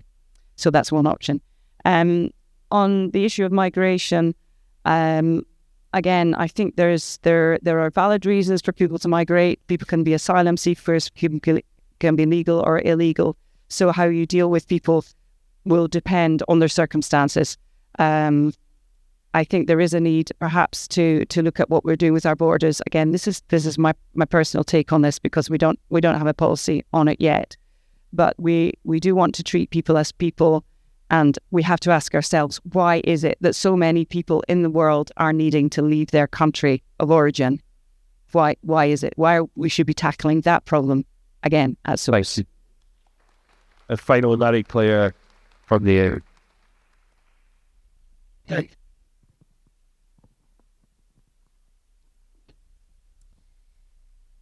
My party believes in positive immigration. We should always be getting and opening our doors to the best people and offering them the best life here. The problem is there is human trafficking and there is illegal immigration, and that stops those who are going to come here and contribute towards our society, being it opening up business, being it doctors, being it those in the teaching profession. And we need those people to come here because we are open and welcoming. The NHS has devolved. I can't see anything more than that. I work in the Scottish Parliament. It is devolved. Cancer waiting times, devolved. A&E waiting times, devolved. Consultants and nurses, absolutely stretched. That's devolved. Now, you may not like it, but it is. And it's true. Health is devolved to the Scottish Government under the SNP. And if you're not happy, it's not Labour's fault, it's not the Lib Dems' fault, it's not the Conservatives' fault in the Scottish Government. There's been a Green and SNP coalition. If you don't like the NHS, it's at their door. Thank you. Okay. Hands up again. Here we go. Yeah, so we'll take this gentleman over here. Can I also ask you, can you self-censor? So if your question area has been asked already, please don't put your hand up, because otherwise we're wasting time, and then we'll come to you next. Hi, my name's Derek Kerr. Few elephants in the room tonight. BRICS, Brexit, but the most immediate, they're present dangers, but the most clear and present danger is something called special economic zones. They're around free ports, and there's also a thing called city deals. I mean, right now, you know, your homes are pretty much going to be under compulsory purchase order rights in the not too distant future. But the most clear and present danger to the people in this room is about workers' rights. And it's, we promised enhanced workers' rights and pay and that kind of thing, along with these free ports. My question to this panel tonight is, by what mechanism will you make sure that those workers' rights are enhanced? What legal mechanism do you have to rely on that to make sure these workers' rights are enhanced, given that this is all about deregularisation and corporate governance coming to this world? Thank you. Okay, we'll come to that. Okay, and you wanted to ask a question, Will? I think we all have something in common. We are politically interested and dedicated to the political organisation of this country. And the question I would ask the panel is, what plan does your party have to get the country out of the mess it is in? Because our population generally has no political education. Okay. Did we all understand the questions? Yeah? 2 rippers, thanks. Charles has been kind enough to hold the mic, so it's not going to cost him this time. I'm going to ask Amanda to go first this time. Okay, thank you. First, the gentleman who asked about the free ports. The Greens fundamentally oppose free ports. They're essentially tax havens where big companies don't have to pay tax, don't have to uphold the same standards of workers' rights. So they were actually excluded from our agreement with the SNP when the Greens were in the Scottish Government because we couldn't agree on that. So in our manifesto, we talk about giving workers the right to buy out companies if they all come together and buy shares in their companies. We would also enshrine the right to strike, as that lady was talking about over there. We're also pushing for a 4-day work week and policies which just make life a bit better for workers and give them a bit more power versus the bosses, the shareholders. On getting people engaged in politics, yes, we are definitely all for more political engagement in schools, more civic engagement and education. And it's not just that. We need to be giving people the skills to run community town hall meetings, make consensus decisions. This will become more and more important as climate change gets worse, and we all need to find ways to work together and not become so polarized. Thank you. Thank you. Jane, would you take that next, please? Excuse me. Okay, I'm going to let them all respond first. I'm going to ask them to respond. Thank you. Gentleman over there, I'm sorry, I can't. My party doesn't have any policies that I can make a comment on that. As far as the education system, yeah, I completely agree with this lady here.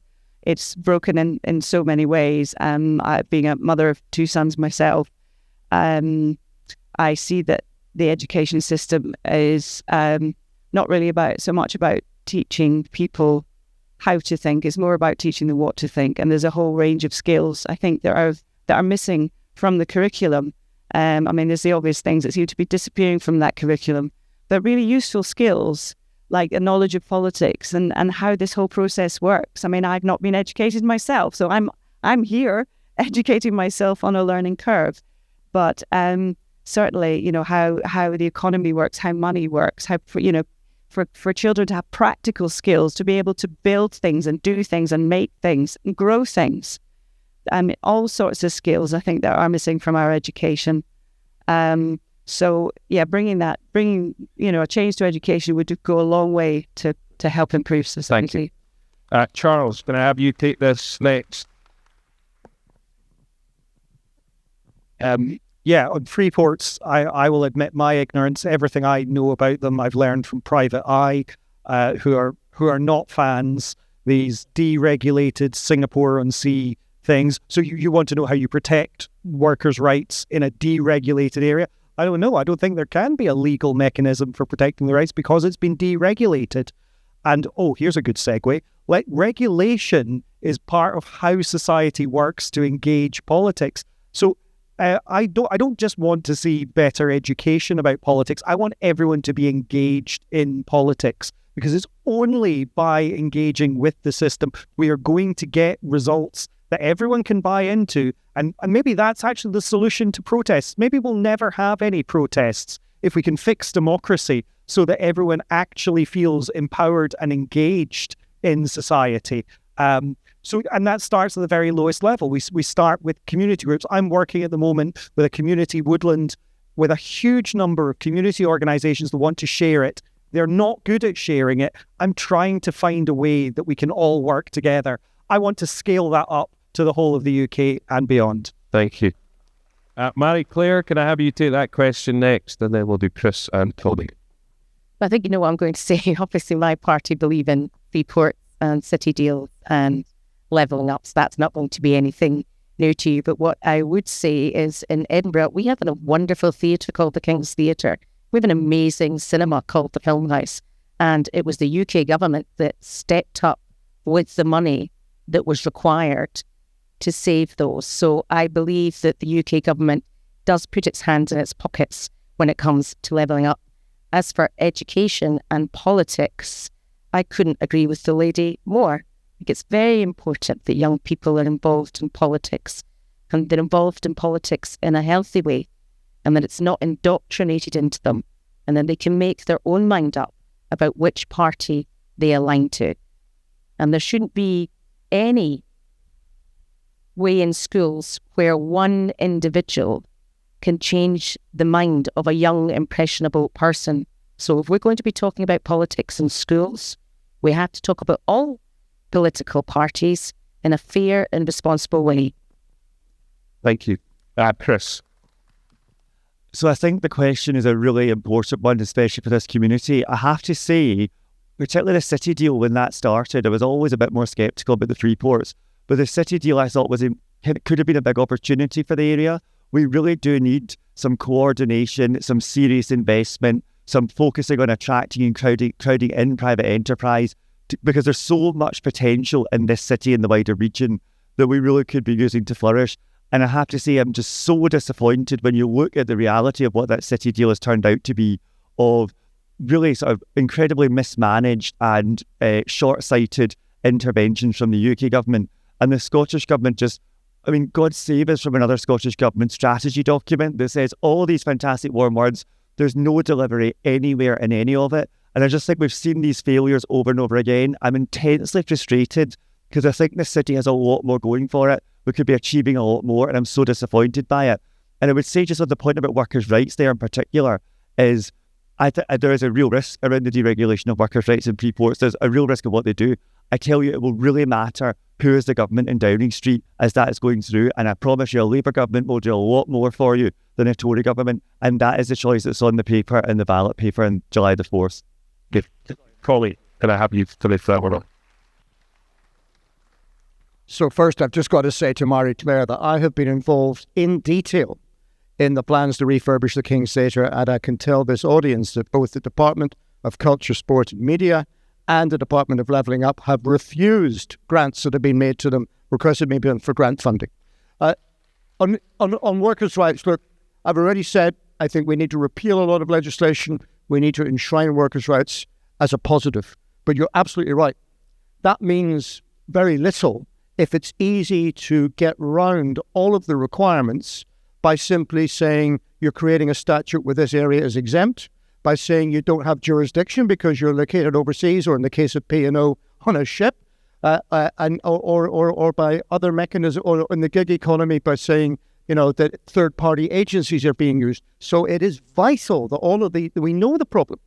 All of these things must be addressed in framing new trade union legislation. And the best people to advise on it are the trade unions themselves.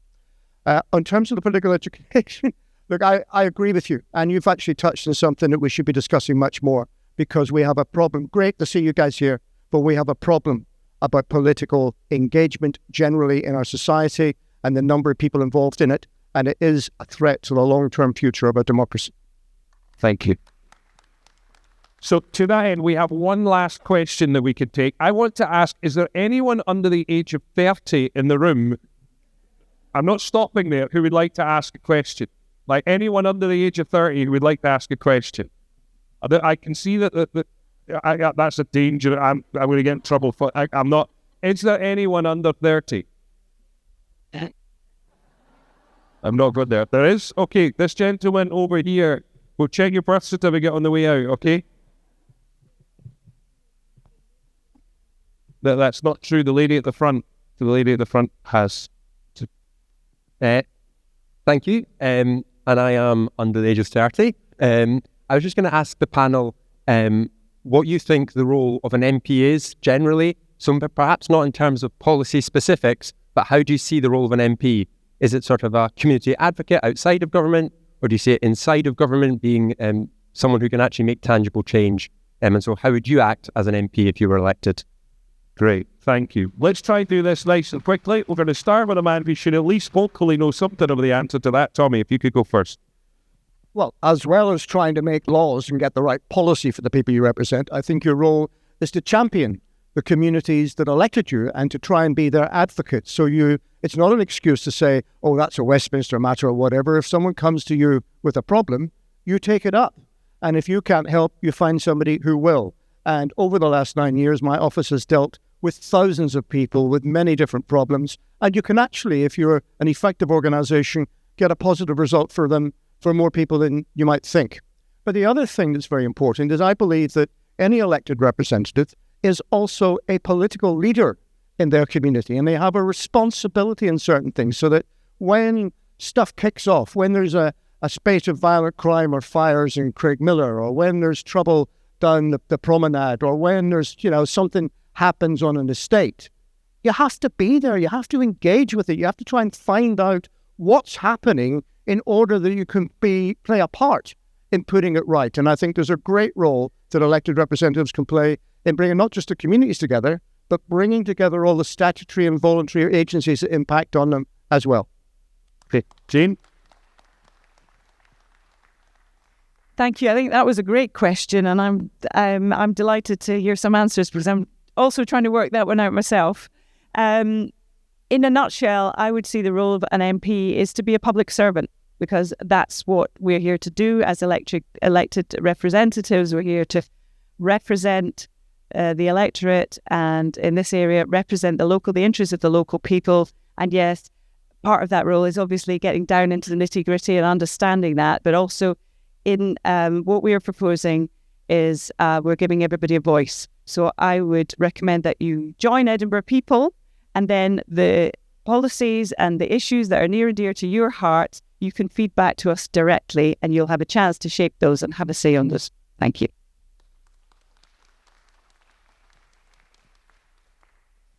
Thanks for the question. So I think one of the roles of an MP is to represent your local constituents, and when they've got issues that they need help with, you connect them to the right people, you find resolutions for them. That's the bread and butter of the job.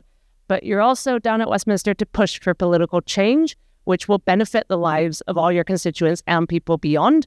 And you can do that through taking part in cross-party groups on certain topics. You scrutinise legislation, you hold the government to account, you push for amendments in legislation which will strengthen it. And I just keep thinking of Caroline Lucas, who's been the one Green MP down at Westminster for many years, and she really got issues around climate change, peace and justice, and animal welfare onto the agenda and really drove them forward. And she's my inspiration, and that's what I would look to do as an MP. Thank you. Chris?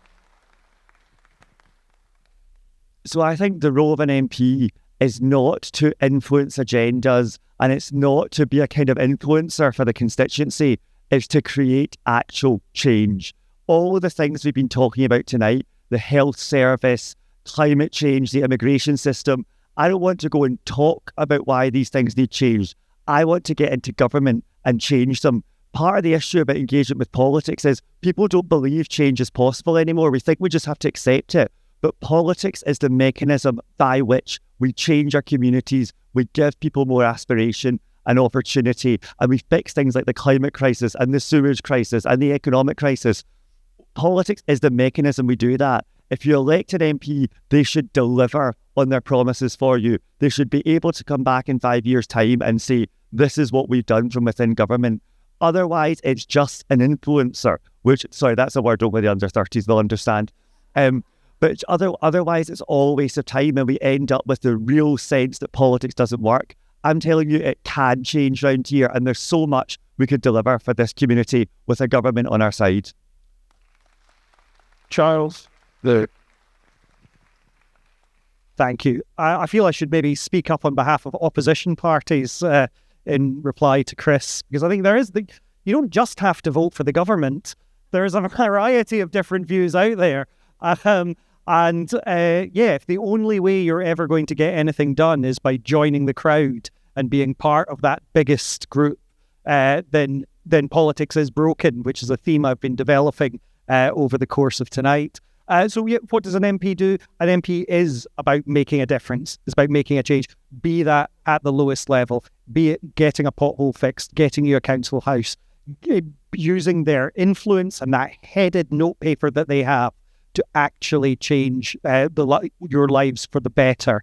They have to represent everyone, but at the same time, they're working at the very highest level, understanding the legislation that's going through. That Freeport legislation, you need someone that is going to sit down and read through that for you. And that's the kind of MP that you need, not so that you don't have to do it yourself. Okay, Charles. Marie-Clair.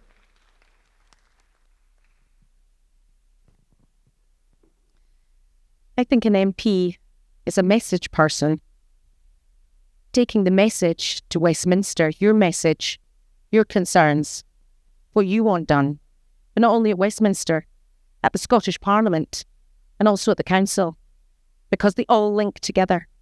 And I see that being a councillor. It's like a piece of a jigsaw puzzle. You can't just say, I'm Westminster. You have to say, I'm your messenger at Westminster, but I'm also your messenger at the Scottish Parliament. I'm your messenger at the council, and the three link together. And that's what I would want to do for you if that's what they get. I was elected. Okay. Thank you very much for your questions. The candidates are going to get a chance to do quick closing statements in just a moment. We're going to start at that end in reverse order of how we did our opening statements. Just while they're preparing themselves, just to give themselves a moment to shift gears, I'd just like to add a few quick thank yous to our evening here. So first of all, to Portobello Community Council, Northfield and Willowbrae Community Council for putting this on. Mike's done loads of work, but there's lots of others been around, so big thank you to them. Thank you to Portobello Town Hall for hosting us so well. We have Aaron, who's filming at the back, so thank you to Aaron. And of course, the biggest thank you goes to you for showing up, because otherwise we'd all be just talking to ourselves. So thank you all for coming along, and we'll maybe thank this lot, but we'll hear what they have to say at the end here first and give them a special thank you at the end. So, Marie-Clair, can I ask you to begin our closing thoughts? Okay, well, first of all, thank you very much for coming along and giving your evening up to listen to all of us. And also to everybody sitting here. I appreciate we may not share the same political views, but I value your contribution tonight on behalf of your party. What do I want? I want NHS waiting lists for both outpatient and inpatient treatments to be halved. I want to see the education attainment gap close. I think it's ridiculous that we're off the PISA table. We were once world leaders in education. That isn't happening now. I know that with a child in secondary school. It's just not happening. I also believe we have to look at the things that matter to local residents and have their voices heard. I think there's quite a lot of people here that think various things happen in the city council. Nobody listens to me. They just go ahead. I don't think that makes good politics. I think you have to listen. And also, this area is special to all of you. Portobello is special, Joppa is special, Musselburgh is special. Your beaches, your community, you're the heartbeat of that. I understand that. You're passionate about where you live, and rightly so. We need to clean up the beaches. We need to get rid of the sewage. We need more GP surgeries in this area. That's what's important. Cost of living crisis is important. We need to keep taxes low. And finally, as an MP, I would try to work as hard as I possibly could for you. And that's all you can really ask of an MP. Thank you very much for listening, and thank you for your time. Thank you. Charles. Yes, thank you all for coming out tonight. Like Marie-Clair, I don't honestly expect to be elected next week, but as part of the democratic process, that all of yous are represented and that you all get a chance to engage with all the parties that are here. I'll be back. I'll come back. I'll try again. Maybe actually, Tommy mentioned it when he started. He said, this election's a foregone conclusion who's actually going to win. So you have a luxury. You can vote for the party or the individual that you think would best represent you. You can absolutely go into that and look at that ballot paper with total freedom to vote the way your heart wants to vote. Why not let your brain have a say as well? That's me, Charles DUNDAS. Thank you, Arnie. Charles. Chris. So, I've spent the last 15 years working in public service of some kind of another, and I've just watched as things have steadily got worse and worse. You know, I've worked with refugees. I currently work with the victims of human trafficking, and the most vulnerable in society are really, really poorly affected by the government. And it is just so critical that we start turning things around and delivering, not just for the most vulnerable, but actually for everyone in the community who is struggling. And this is an opportunity I truly believe this fantastic community cannot afford to miss. You know, I do think there's an element where people have said that elections are a foregone conclusion. We have seen so many polls be wrong. There is no guarantee that anything happens the way we think. We know the Tory press is trying to convince everyone everything's in the bag. So my argument would be to you, don't rely on other people voting for the government that you want and think that your voice doesn't matter. Your voice will really matter. And the pledge that I will make to you tonight is that if I am elected, and if, as I deeply hope it is a Labour government, I will be fighting as hard as I can to make sure that Labour government operates with your interests in mind. There is so much we could change round here, from the hospitals to the sewage crisis, to the economic cost of living crisis, to the high street, to the culture sector. There's so many things. If we fixed it, this place would be fantastic. But we can only do it if we have a government on our side and that government understands what we need. Now, I think I have got, after speaking to you for the last year on your tens of thousands of doorsteps, the ideas of what you want to happen. The question on the ballot paper is, will we actually deliver it? And for that, it's over to you, and you have to make your mind up. Thank you. Thank you. Linda?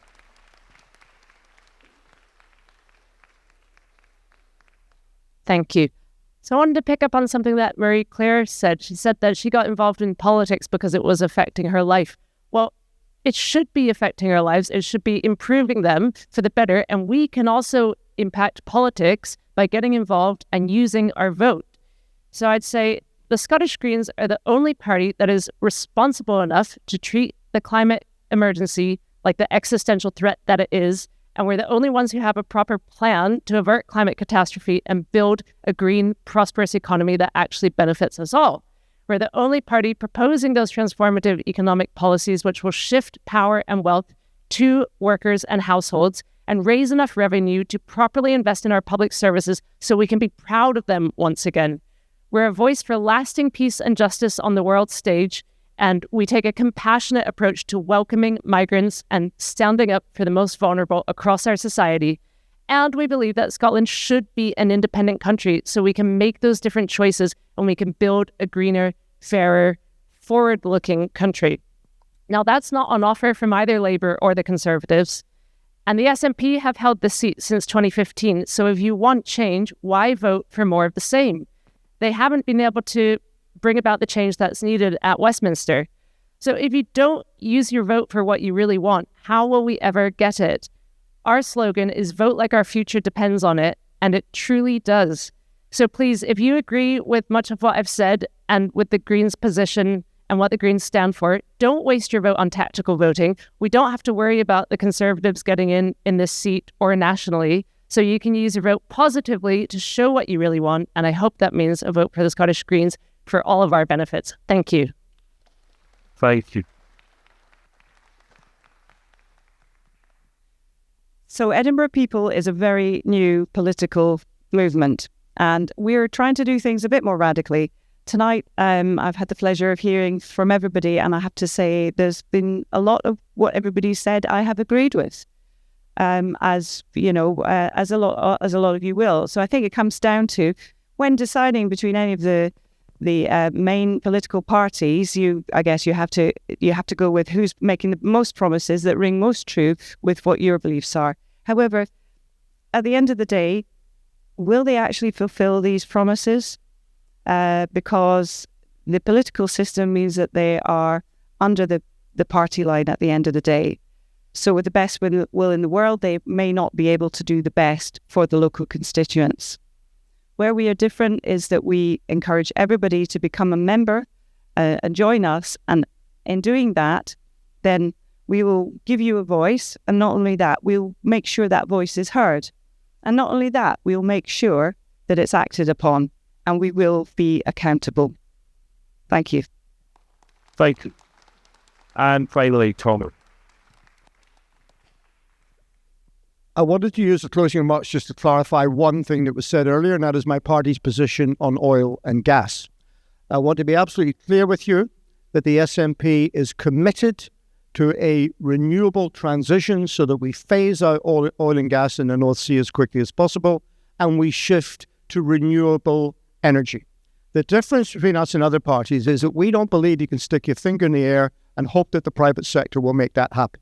There has to be state intervention to make it happen, at least to the tune of £28 billion a year, in part so that we can take those 100,000 people currently working in the sector in the North Sea and retrain them to be the heating and insulation engineers, the marine engineers of the future, so that those communities are not left behind.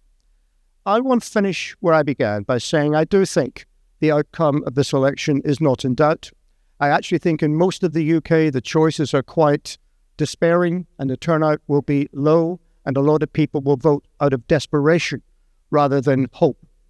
But we have different choices here, and we can choose to put somebody into Parliament who will demand that the new government does better, who say that this lack of ambition is not good enough.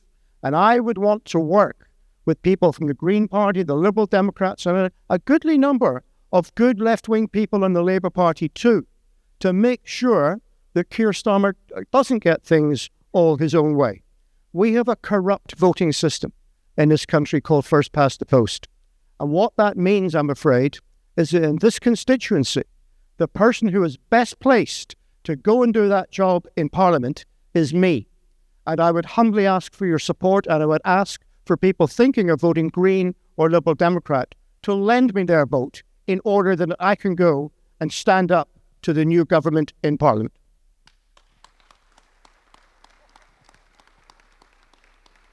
Ladies and gentlemen, that brings to an end our time tonight, and I think it's appropriate that we finish with a huge round of applause for our candidates.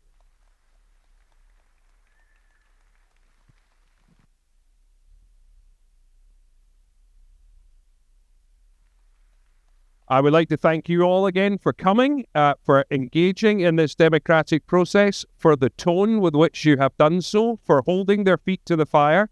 I'm sure it has been slightly uncomfortable at times across this evening, but a huge thank you to you all for coming. Remember, vote on the 4th of July, and remember your ID. Thank you all for coming. Have a lovely evening.